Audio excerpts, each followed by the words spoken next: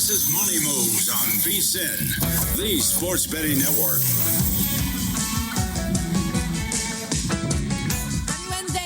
Stormy Buonantony, Jonathan Von Tobel with you back in our usual location, downtown Las Vegas, Circa Resort and Casino. It was fun yesterday being at the D. That's a place that we will be again very soon for a couple of shows coming up. But nice to be back home. I like it here.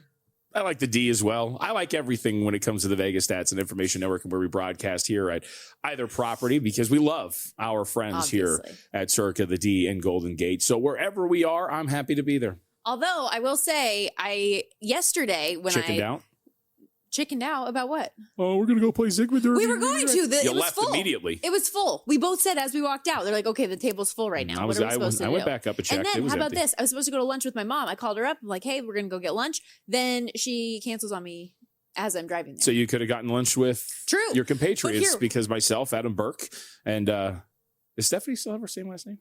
Actually, just realized. Okay, is it yes, okay? No more Frenier. Okay, Kamershak is for years now. Actually, I was gonna say, I don't know why that was one of those weird brain farts. But yeah, we all went to go break bread afterwards as well. Well, I didn't break bread because I can't have bread. I actually was thinking about that. Did you get chicken wings? What did you end up eating? A salad. Salad. To which Adam Burke cursed at me, and then I said, "Just wait till we sit down." And then I picked out all the croutons. I'm sure it was a very unhappy time. But what I was going to say was actually while I was walking out, it was very nice. Somebody complimented my outfit. I felt good about myself. Meanwhile, today when I walk in here at Circa, I have Mike Palm over here telling me, "Oh, you still have to change." What? I think I have a nice sweater on today. And then you doubled down. So he obviously infiltrated your mind. You're going to change before the show? Some people. Very rude. That said, we got a lot of fun that we're going to get to over the course of the next 2 hours here on Money Moves. So let's set the table with everything that's to come with the rundown. It's time for the top headlines and topics of the day. This is the Rundown. I am very excited about our guest list today. Starting in about 15 minutes, VSiN's own Kelly Bidlin, 1/3 of the Long Shots crew, is going to stop by the program, preview the Arnold Palmer Invitational, hopefully sneak in a couple NBA plays as well. Then in hour 2, JVT, we got a couple of contestants in this year's Circa College Hoops Challenge, just like we did yesterday. At noon Pacific, 3 Eastern, Joe Serralo is going to join the program. 30 minutes after that, Ryan Kramer of the Sports Gambling Podcast Network as well. Yep, a lot of great minds. Can't wait to hear what they have to say about everything that we're going to span and cover with them. This is why you get good guests, so that they can actually give us some different insight on the things that we're going to talk about here today. So very much looking forward to what we're going to have with our boys here. Yeah, lots of college hoops. We'll hit on the NFL as well. Reaction to some franchise tag deadline decisions in the news today. The Chiefs trading away Trent McDuffie to the LA Rams. Kind of a surprise, I think, at least in terms of the production.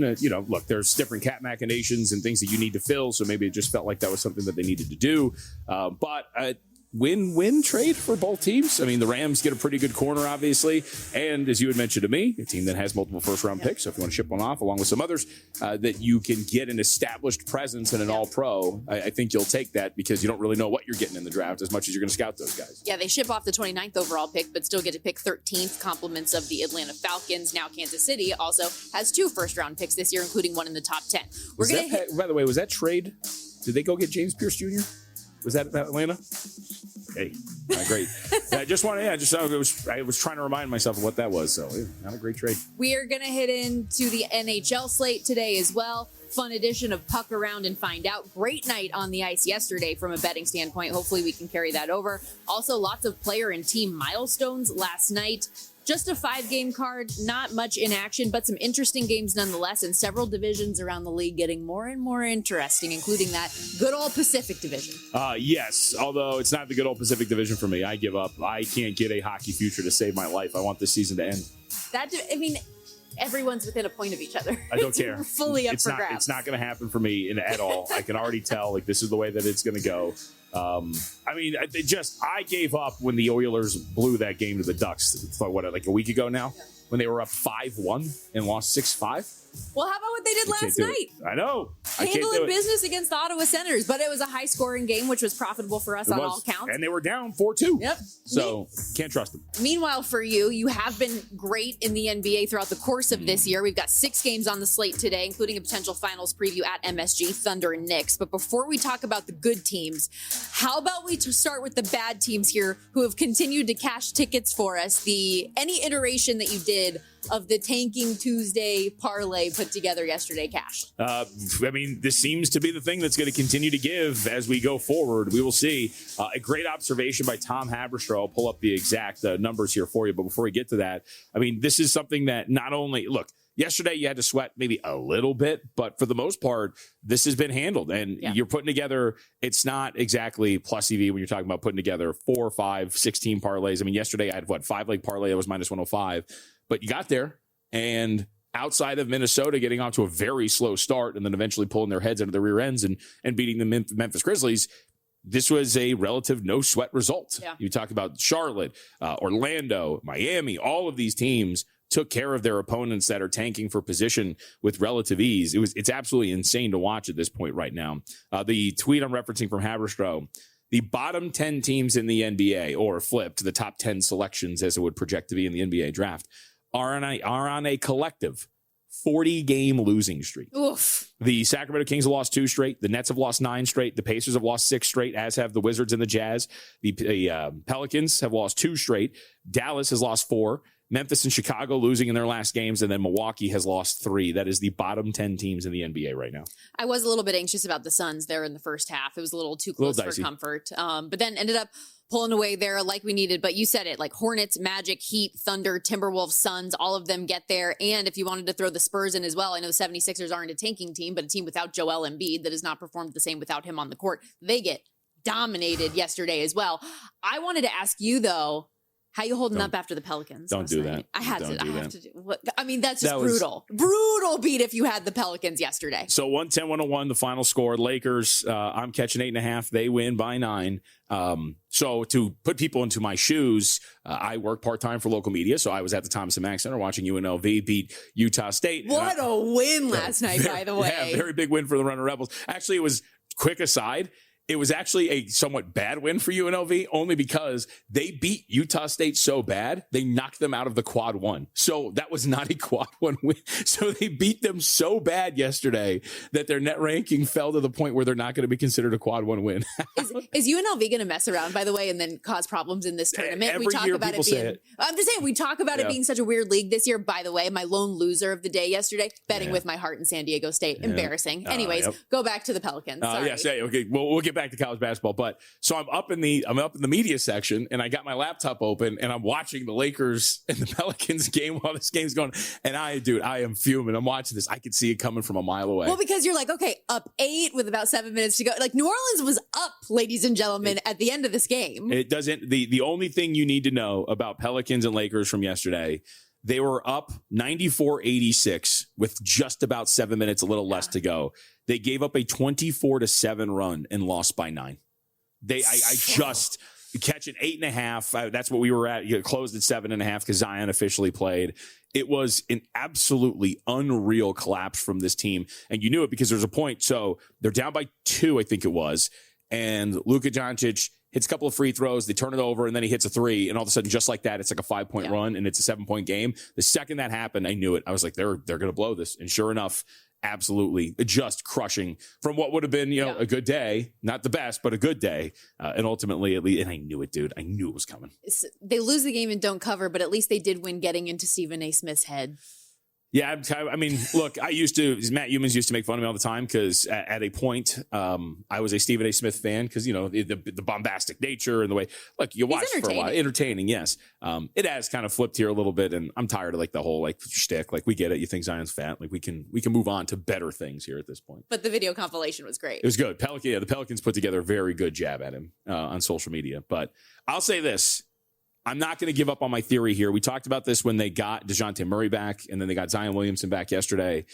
If they're whole, I think the Pelicans are going to be a plucky team to kind of back with some frequency down the stretch. I don't think you're blindly betting the Pelicans every single game, but they are a competent enough team that is not tied to their draft pick. So they do not benefit from losing, unlike what they did yesterday.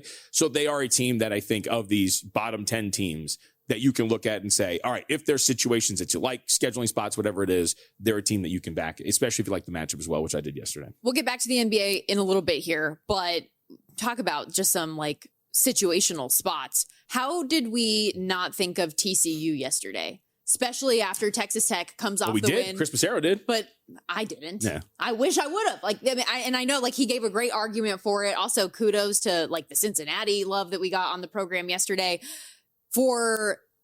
I mean, I don't know how I didn't put that in the account yesterday, Sure. Especially for Texas Tech coming off of the win over Iowa State in a position without JT Toppin like they were. So TCU ends up winning that game in Lubbock, 73-65 as an 8.5-point dog. UCLA, albeit a favorite in the game, clobbered number 9 ranked Nebraska yesterday, 72-52 the final there. We see ASU get a win against number 14 ranked Kansas by double digits, and Georgia beats Alabama by 10 as well because Alabama just plays no defense. Yep. I mean, out of all the results here, I mean, because you're right, Alabama is a flawed defensive team. We've covered that. We've talked about that a lot. I don't think it would be surprising to watch them go out on a road game and lose some of these. I do think you probably have to feel somewhat concerned about this recent form for Kansas. Yeah. I mean, coupled with, obviously, you talk about the Darren Peterson stuff that's been hanging over this team. But you can maybe explain away the Cincinnati game because the Bearcats shot the ball extremely well. You come back home, or you're back at home for a second straight game. You beat Houston. I guess there's no shame in losing to Arizona, but it wasn't quite competitive. And then you have to go here and finish the Arizona swing, and you lose the way you do against Arizona State. You're going to finish up at home against your in-state rival in Kansas State, but that is not obviously a great stretch for Kansas. But you've got to be a little concerned because this one was pretty bad here for the Jayhawks. I would have expected a much better performance after losing to Arizona the way that they did. And in the first half, too, Yep. the way that ASU was dominating, like, what are we looking at here from the Jayhawks? Clearly, you can't take Fog Allen with you. No, you can't. No, I was just going to say the final score is not indicative, really, of how I thought this game played out. 100%. Okay, we got to step aside. First break of the day here on Money Moves, but we're just getting started. When we come back, excited to have our good buddy Kelly Bidlin with us on the program. Talk through a little Arnie Palmy Invitational beginning tomorrow and more. Stick around.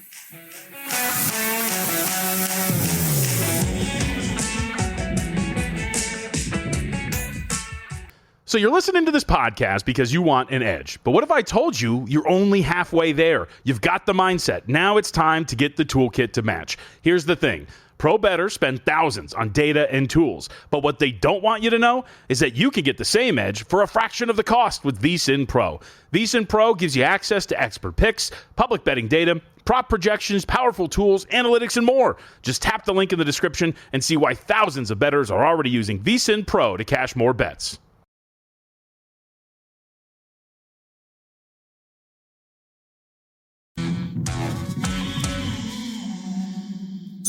You're watching Money Moves here on VSiN, the Sports Betting Network.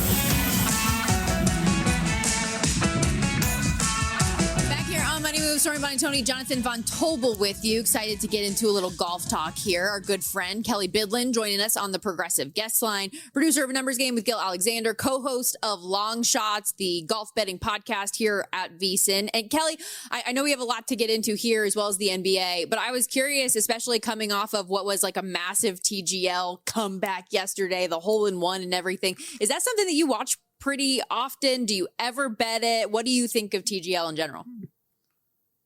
Man, I'm glad you brought it up, Stormy, because I really think when it started, I expected myself to be more into it than I am. I often have it on. Like, I think it's great that they're doing, for us on the West Coast, that it's going on in the afternoon, and I can often have it on in the background while I'm doing some work or prepping for some NBA that night. It just really hasn't hooked me. And look, I think it's for a little bit more for the younger generation. This kind of simulator golf is really becoming a big thing, and I kind of feel for golf courses around the country where a lot of people are going to do that instead of going out on a golf course. So I get it. I get the hook.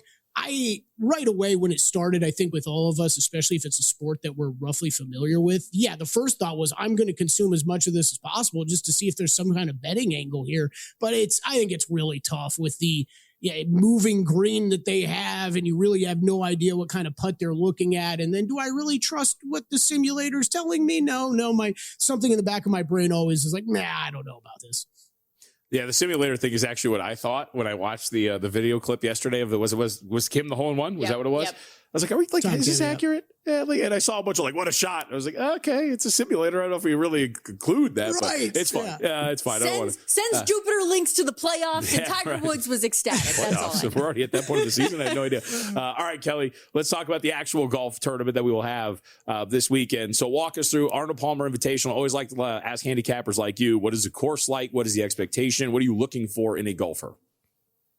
Yeah, this is one of the big ones, right? This is about as big as it gets when we're not talking majors. Another signature event, 72 golfers. We do have a cut, top 50 in ties, which that is important because we do have a couple golfers. I think when these signature events first started and we're like, everybody's going to get paid. It's like Live Golf, just show up and you get a big check. Anybody who was coming off of an injury, the question always was, well, all they got to do is tee it up, hit one ball, and then they could withdraw and get a bunch of money. So I love that this one has a cut, so you will have top 50 advancing after Friday. And as far as the course goes, John, this is when we talk about golf handicappers. It's every club in the bag's going to be tested. It is a tough test off the tee. I love the off the tee challenge here because we've seen different types of golfers win. Now, I say different types. I really just mean two, though. Either you're long and accurate or you're just accurate and you're setting up that second shot because this really is an approach-heavy golf course. They are bigger than average greens, much like we saw, though, last week down at the Cognizant Classic, where this is the Florida swing. You're going to get some bigger greens here, which should, in theory, make them easier to hit.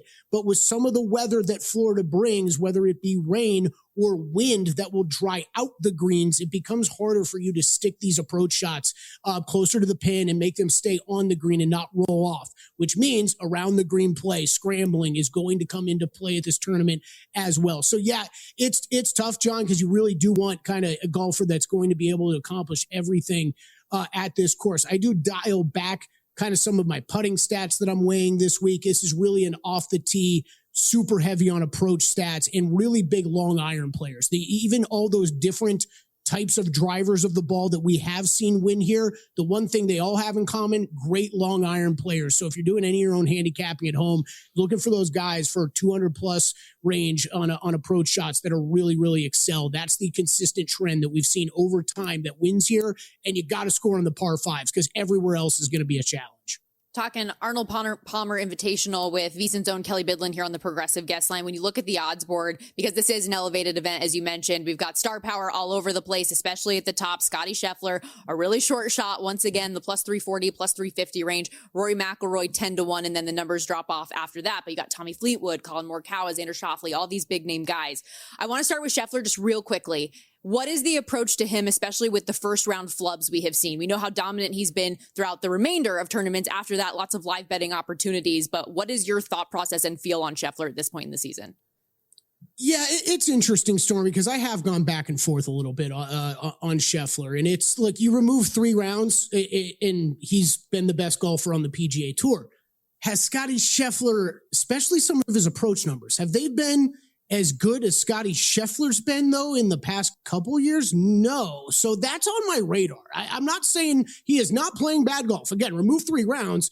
He's been the best golfer on the PGA Tour statistically, and he has dominated this golf course, a couple wins. He is by far has the best history at this course amongst the rest of the field.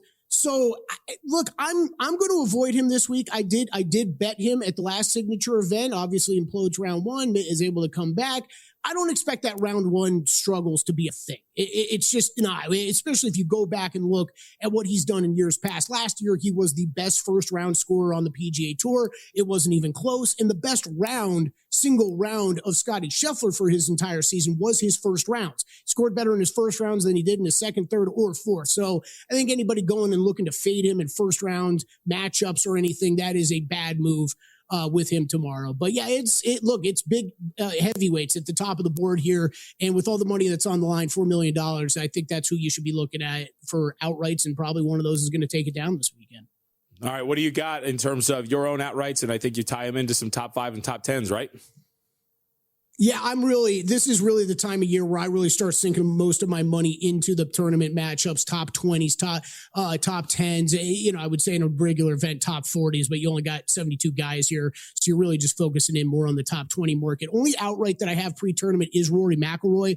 Just tying this into Scotty Scheffler. I think there is enough enough of a concern there, guys, in some of these Scheffler approach numbers that I would expect this outright number, these two guys to be a little bit closer together. And the fact that you can still get 10-1 out there in multiple shops on Rory McIlroy, I was a little surprised to see him in double digits. I'm going with Rory as outright. I think he's the guy who wins this week. I'm hoping he is the guy who wins this week. Also backing it up with a top 5. His approach numbers the past couple of tournaments he has played in have been absolutely excellent. And we know what he can do off the tee, but seeing him really dialed in with the irons to start the year has been impressive. He has never finished worse than T27 at this event. He has a win here before, so you know he can get it done in these tough fields. Dropping down to my top 10 bets. Matt Fitzpatrick, a lot of people are going to say he's too short on the odds board. He has been awesome with his ball striking stats to start the season. The one thing that's been holding him back is the putter, and historically, he's one of the better putters on the PGA Tour. So I'm going to kind of expect that we're going to see some regression at some point. We're going to see his putting kind of level out. And if he's still hitting the ball like he has been, I expect Matt Fitzpatrick to win some tournaments here. But for right now, I'm going to stick to the top 10 and top 20 markets with him. He has 6 top 20 finishes and 11 starts at this golf course. So coming in good form and with the history at the track. Love that. Jake Knapp, been betting him a ton since last summer. Last summer, he was a little shaky with his accuracy off the tee. He's got that dialed back in now. He has been one of the stories of the year, if not the story of the season, to me. He has got so far a 6th place, an 8th place, an 8th place, a 5th place, and 11th place finish on the season. He's absolutely crushing in every statistical category you would want here. Just doesn't have the history. Concerns me a little bit, but where his game's at right now, you're not going to find a guy with many others in better form than him. So top 10 and top 20 on Jake Knapp as well. Hideki Matsuyama, JVT's guy. What does he do well? Around the green, and he hits long irons well. Check mark, that's what you need here. Take him in the top 20 market at plus 104. Ricky Fowler, playing some of the best golf of his career. I have never been this bit high on Ricky Fowler ever. Bet him consistently here, top 20 markets. Going to hit him again in the top 20 market here, plus 156. Nikolai Højgaard, someone I bet last week. Really, really good game so far to start the season. The stats are off the charts for him, ball striking wise. I think he's a good play, longer shot in the top 20 market. And then a couple tournament matchups for me. Akshay Bhatia over Sepp Straka, Knapp over Ludwig Åberg, Nikolai Højgaard over Chris Gotterup, and Rio Hisatsune over Matt McCarty. Kelly, you crushed it. Awesome stuff as always. We appreciate your time. Thank you for this. Yeah, we cruised. Already over, right? I don't know. Fun. What is it? Time flies when you're having fun. Don't be sad because it's over. Be happy because it happened. Kelly Bidlin, everybody, make sure you check out the Long Shots podcast wherever you get your podcast. Also available on its own YouTube feed as well. And I like that angle too with the correlated plays, not only from an outright to a top 5, but a top 10 to a top 20 to matchups. You see that with what he did with Jake Knapp, with Nikolai Højgaard as well. So a handful of those options. I ask you every week, any bets this week in the PGA yet? Like Rory top 10. In pocket yet? Yeah. In the commercial break? Yep, You're going to hit that up in a moment? Absolutely. Okay, we're focusing on a lot of different things, right? We've betting a lot of NBA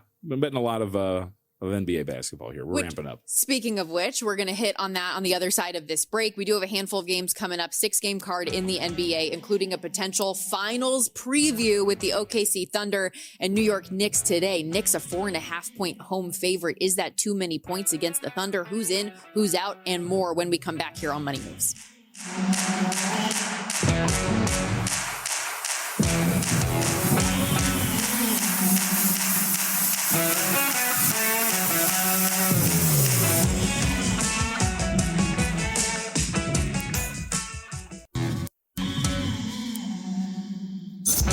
watching Money Moves here on VSiN, the Sports Betting Network.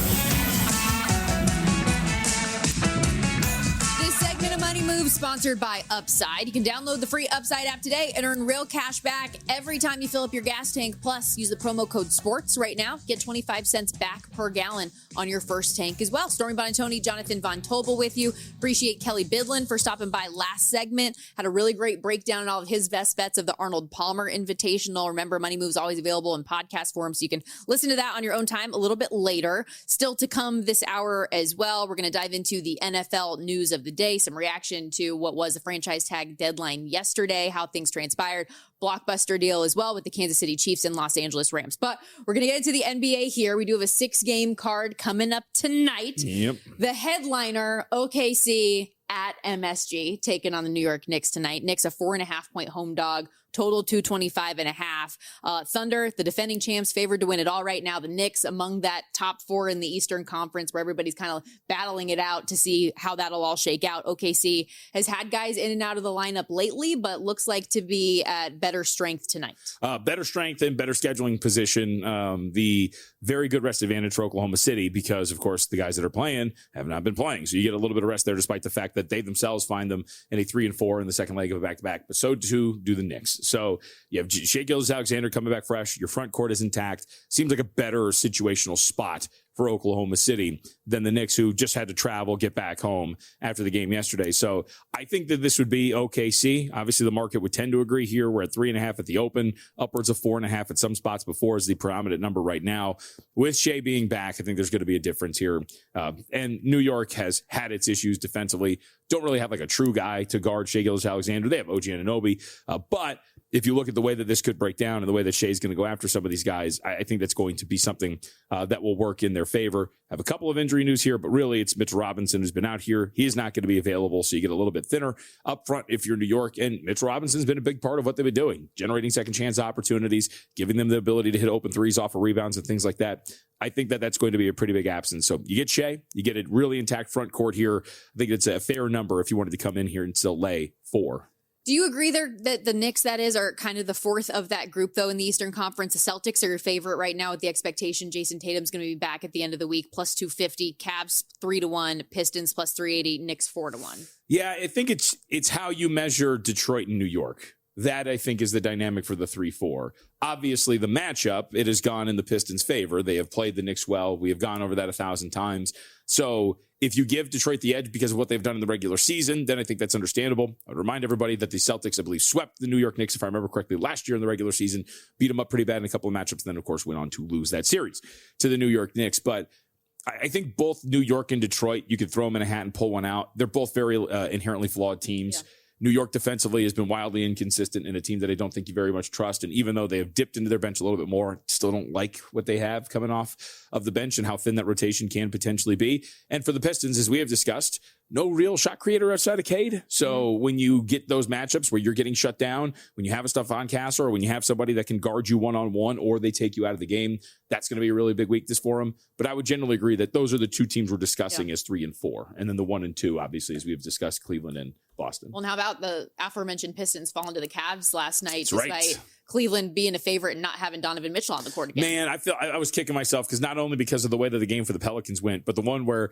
you bet the Cavs, though. I did, but I thought I actually really liked it. What I was kicking myself for was I should have put a little on the money line, like should have invested a little bit more here, because I did think that was a really good situation for Cleveland. And as a ardent Cavaliers truther, same thing with Zach Cohen, who's going to join us later in the week. I really think that team was a little undervalued in that spot. And sure enough, I should have been a little bit more confident, said it a little bit more with the chest, as opposed to just taking 2.5 and seeing if they were going to work out. Not like they blew them out, but they were in control that whole game. They never really got in a position that you thought, oh, okay, here comes like Detroit. They're going to screw this over. No, Cavaliers without Donovan Mitchell went in there and controlled that game against the Pistons. Fair to say that Celtics and Hornets are the second best game of the day? I know it's a 7-point spread here, but these are two teams that are really hot right now. Absolutely. I mean, the Hornets have done a really good job so far in that they're winning these games. They're winning them by margin. This, though, is the litmus test here for the Charlotte Hornets, because while they have beaten the crap out of all the teams that they have faced up to this point, you look at who they have faced and you realize it's Dallas, it's Portland, it's Indiana, it's Chicago, it's Washington,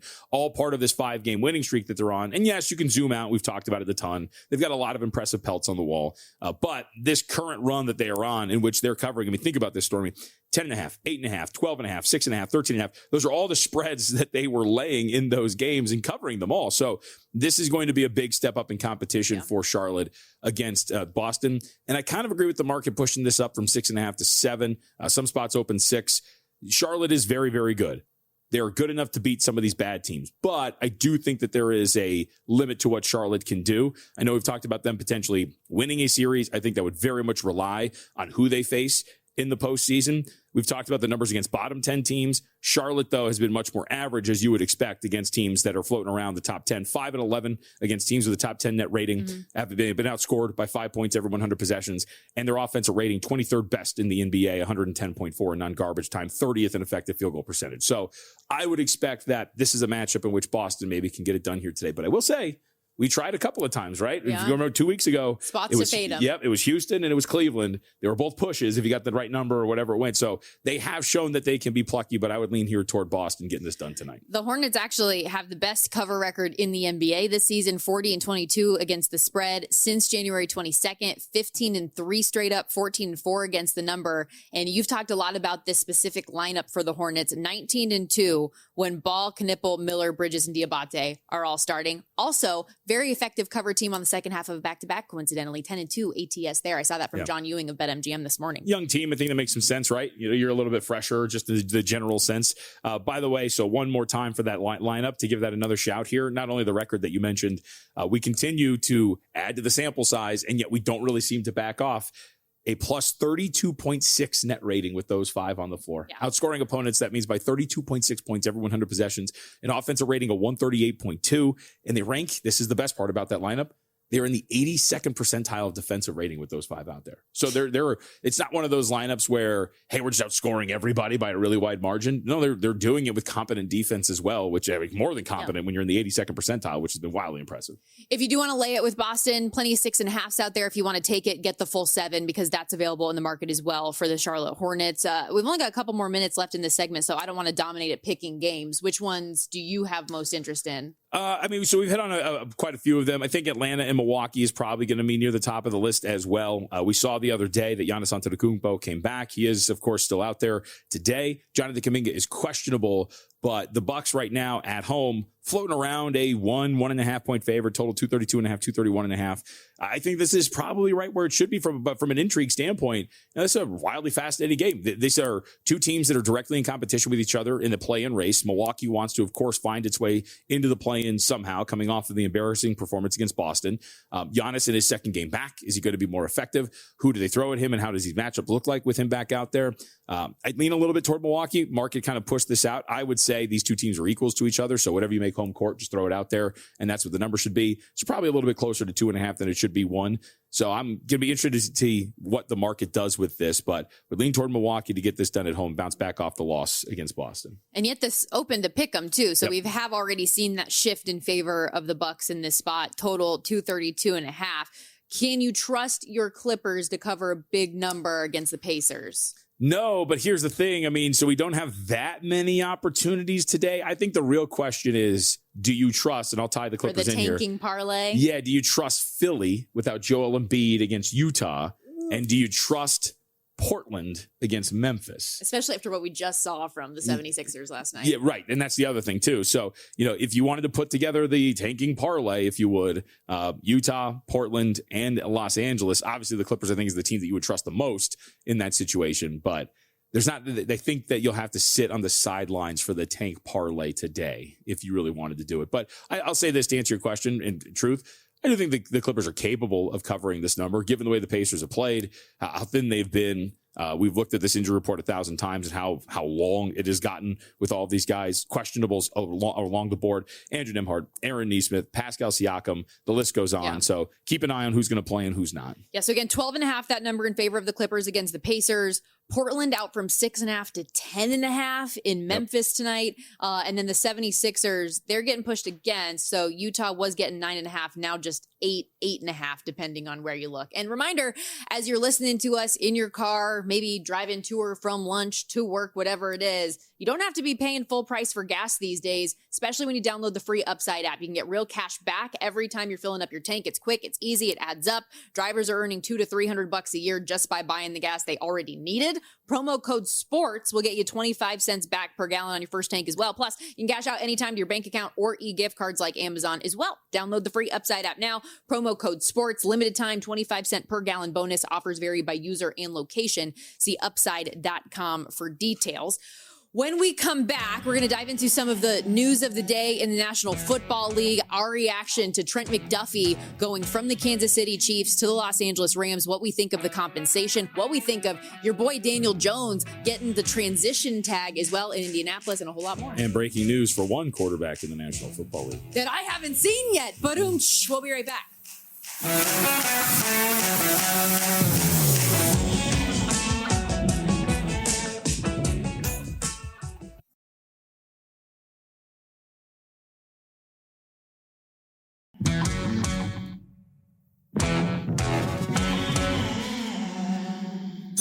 You're watching Money Moves here on VSiN, the Sports Betting Network. Rolling along here, Wednesday edition of Money Moves. Stormy Buonantony, Jonathan Von Tobel with you. Lots to get to in the NFL, including a total non-news item that just came across our desk. Aaron Rodgers hasn't made a decision. I know it's shocking to everybody, so everybody buckle up. We got another offseason of will he, won't he. Come on now. That's not what's going to happen, though, because the Steelers have already come out and said that they have told Aaron they have a basic deadline of sorts that they need to let him know, and it's going to be earlier. My assumption would be that's got to be before the new league year. So coming up in the next week, we should have an answer on this, no? I guess. So what's going to be the difference? What's he going to discover in the next 7 days? I don't know. The situations are all, we understand every team's roster situation. We understand what's going to happen. You understand how this works. There's nothing that's going to change here in the next week. I agree, but or you this just want attention again, I guess. Does that surprise you, though? It's Aaron Rodgers. This is what he does. He wants every offseason to be about him. He wants to be at the center of the conversation. The reason we know this, by the way, he went on with Pat McAfee earlier today, and I guess as soon as he went on the air, said, if you're tuning in here to see if I'm going to have a decision about my future, just turn it off right now. It's not going to happen. So whatever. You don't care at all. Not really. You're the one who brought it up. You loved this Aaron Rodgers saga last summer, so I just wanted to bring it up. I know you're a big Aaron Rodgers person. Well, because last year it was interesting. I'm not a big Aaron Rodgers person. It was interesting to see if something might transpire with the Vikings. And that's where I felt like there was a little bit of intrigue, which they're in the quarterback market, it appears too, having completely, you tell me if you agree with this or not, but it seems, at least from the outside looking in, that they have, I don't want to use the words given up on JJ McCarthy, but the fact that they are this outwardly interested in bringing in veteran quarterbacks instead of JJ McCarthy, I don't feel like there's much confidence, if any, there right now. No, I mean, I think are you going to do the Anthony Richardson thing, right? Which is we're just looking to bring in veteran competition, see if they can push him in camp. And then after camp, you're like, yeah, we're going to go with the veteran here and just go in that direction. So we'll see if that is. Now, I think the question is to tie it into some other news that we got yesterday, right after we got off the air, which is that veteran Kyler Murray? Yeah. Because Kyler Murray is now expected to be available and released. So I don't know if that's the case. You listen to smarter film analysts than I, and you hear that the talent is obviously there, but then you read into some of the comments about Kyler Murray when you look at, and from Kyler Murray himself, I should say, he's a very good player, but a lot of some of his comments about the struggles of the offense and his time with Arizona was more about wanting to be more of a playmaker. That's not Kevin O'Connell's offense. That is, hey, man, 3-step, 5-step, 7, whatever. This is the play. This is the read. This is how it should work. Is Kyler Murray capable of doing that within structure? At times, I think he is, but will he do it every time? It's why Daniel Jones, I think, works so well for the Colts. Daniel Jones will at least know the play is, know how to set his guys up, know to call protections, and know where to go with the football. Whether or not he gets there is the question. Will Kyler Murray do that? And I think you're right. The interesting part about that is, will it be with Minnesota and who will be there? Because all indications are, it seems like they're looking to add to that room. Yeah, and we have seen some movement, by the way, in the Kyler Murray next team odds, because originally when we saw this market open up yesterday, the Jets were an even money favorite. Minnesota was plus 190. Currently, we see the Vikings a minus 110 odds on number, Jets plus 175, Dolphins plus 320, Browns plus 450. That's actually an interesting one to me as well. Falcons real quickly, 5-1, and then we see the line of demarcation where we get to double digits and beyond. But Cleveland, granted, yes, they probably have enough quarterbacks on the roster. Are any of them good? We don't know. Yep. Kyler does have a skill set that's probably more suitable to what Todd Monken wants to do, though, based on what we know about him with Lamar Jackson in the system. Sure. I mean, and he's got, I would think off the top of my head, the relative arm strength you would feel comfortable with playing out there in Cleveland as well. Yeah. In terms of once you get into the later months. So that might be something. And I guess the mobility when you're talking about playing behind an offensive line that is being completely rebuilt would probably help a little bit as well. And that added dynamic, like you said, of what Monken did with his offense, knowing that you can add to your running game by having a threat at quarterback that's also mobile. We saw what that did for his past offenses too. So I think that does make some sense if that's what you're looking at. I think the first domino to drop, though, will obviously be Malik Willis, I would assume. Yes. Like wherever he goes, and then afterwards, we'll see whatever follows. Do you have any sort of a feel with that? Well, so when we had the Aaron Rodgers conversation briefly in the break, you brought up, well, if you're trying to figure out what you might want to do with a Malik Willis, like you need that answer now. Mm-hmm. Is he the most attractive guy out there in your mind right now for the price tag? Oh, I would think so, right? Especially if your teams that I think want a shot at maybe pushing your team forward, Malik Willis would probably be the guy that you're going after. So I think that's probably what you're really looking for here. If you're talking about the Pittsburgh Steelers, they, all indications, I would say, fancy themselves as a team that is a quarterback away. Mm-hmm. Now, that's always dangerous. Whether or not that's true. Yeah, I mean, how many teams in recent years have we seen we believe we're a quarterback away? My favorite team, the Indianapolis Colts, have thought they're a quarterback away since Andrew Luck retired. I mean, the Jets were telling us that for years. Yeah, the Jets, we can go to, Atlanta. Atlanta's going to be Atlanta. Well, the Atlanta actually is one. Who did we just talk about here? Wow, why am I blanking? The Vikings? Yeah, the Vikings. I mean, after the run with Sam Darnold, you believe you're a quarterback away. McCarthy didn't work. Let's go get another one. So I would think the Steelers are probably one of those that are really thinking about it for sure. By the way, with this Kyler Murray thing, we all knew this was coming. I think that's why we kind of glossed over it a little bit. It wasn't a matter of if, it was when. And the when we now know will be next Wednesday with the start of the new league year. From a money perspective, Murray was already guaranteed $36.8 million for 2026. Would have also been guaranteed another near $20 million if he was still on the roster by the 15th of the month. So he will be released. That's no longer a question. And now, if you're another team, as we bring up the price tag for Malik Willis, the price tag for Kyler Murray is that much more attractive because he and the team that he's ultimately going to sign with here are like, you're going to do a vet minimum deal here. So it's going to be super cheap because you're not trying to make life any easier on the Arizona Cardinals, taking away some of that money that they ultimately have to pay. So we've talked about Daniel Jones a good bit as well, without even mentioning that he gets put on the transition franchise tag yesterday from the Indianapolis Colts, worth up to $37.8 million. This is interesting because we talked about it a little bit yesterday in that they're trying to figure out a long-term or longer structured deal with Daniel Jones. Couldn't get to it by the franchise tag deadline last night. And why this is a big deal is because now that opens up and leaves a guy like Alec Pierce potentially vulnerable, who is going to be a free agent if he chooses to be, and is going to be the top wide receiver on the market to do so. Yeah, this is going. It's unlikely to happen, but wouldn't it be hilarious if they lost out on both of them? Which is entirely possible. Which is it possible. won't happen, but yes, it is possible. I guess this makes the most sense if you're talking about the structure of what the transition tag is. You get to go out, you get to negotiate. Colts get right of first refusal to match any offer that he could receive from another team. So it gives you an opportunity to tell him, like, look, man, this is what our deal is. Let's go see if somebody can beat it for you. And I think it's a relatively smart way to handle it. As we've talked about, I don't think that. I think there's probably a market for Daniel Jones. The question is, will the Colts really balk it? Will he get enough that the Colts would balk it, actually, allowing him to leave, which I don't think would be the case. All indications were that the Alec Pierce talks were going well, but that came from Chris Ballard. So why would you believe that that's the case if that's true? So I think the Colts are at an interesting spot. Again, I would rather have Alec Pierce. I've talked about that a bunch of times here. You're talking about investing in a quarterback coming off of a major injury that I thought showed signs of taking a step back. So the Colts are clearly heading in a direction, and they think that Daniel Jones is that guy that is going to help them push into the playoffs. They've come very close each of the last 2 years, but ultimately fell short each time. I mean, it was such a great start to the year. We weekly were talking about what the numbers were for the Colts to be the 1 seed. Then things start to fall off. Jonathan Taylor was a 3 after that Atlanta game in Germany. He was a $3 favorite to win Offensive Player of the Year. Everything was great. I mean, and we weren't talking about comeback player of the year for Daniel Jones. We're like, what's the MVP number because of how he was doing? Then obviously you take a step back. For the record, I never believed he plays through the fracture in his leg, which then, and not to say that one thing leads to another, but then obviously the Achilles becomes a season ender. And that's we've seen multiple times now from multiple players coming back from that injury is very, very, very difficult to do so. Pierce, meanwhile, coming off a 1,000-yard season, led the league in yards per reception each of the last 2 years. He's the only high volume receiver the last 2 years to average more than 18 yards per catch. And he's done it twice.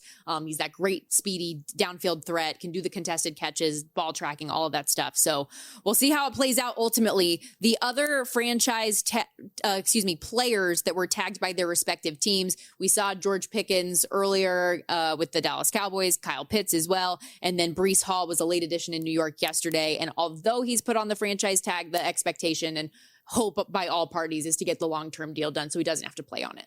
Yep. I mean, there's so much going on here. We should mention too in the last minute that it sounds like Max Crosby's on his way out too. Oh, okay. What's the latest on that? Oh, like he shockingly enough, remember Alex Guerrero? Yeah. Sounds like Alex Guerrero is not making any friends in the Raiders locker room, and that's part of the reason. Tom Brady's former trainer or current trainer. Yeah, yes, whatever. Tom Brady's era, Alex Guerrero. Lord. And we kind of expected this. We got some reports that was leaning in this direction. Crosby refuses to actually give his full-throated, like, I just want to be here. There's no shot about it. So it sounds like he's on the way out. That's going to be an interesting one, too. Chicago is the favorite to land Max Crosby at this point right now. Big picture, do you like the Trent McDuffie move for Los Angeles? Yeah, I think so. I mean, it seems like a win-win. I mean, you add a corner, the other team gets a first-round pick. It's not like an exorbitant price to pay. I mean, those late picks maybe, but if you look at it from the perspective of you already still having your better first-round pick in that round, considering the deal you made with the Atlanta Falcons, I think you're in a pretty good spot. So the Chiefs trade McDuffie. LA in return gives 4 picks, including a 2026 first. So it's the 29th overall pick. They also get a 5th and 6th round pick this year, as well as a 3rd in 2027. But like you said, because they already have the pick from Atlanta, they pick 13th. Kansas City now 2 first-round picks for them to try to bolster their roster as well. We'll be right back. Joe Serralo joining the program coming up.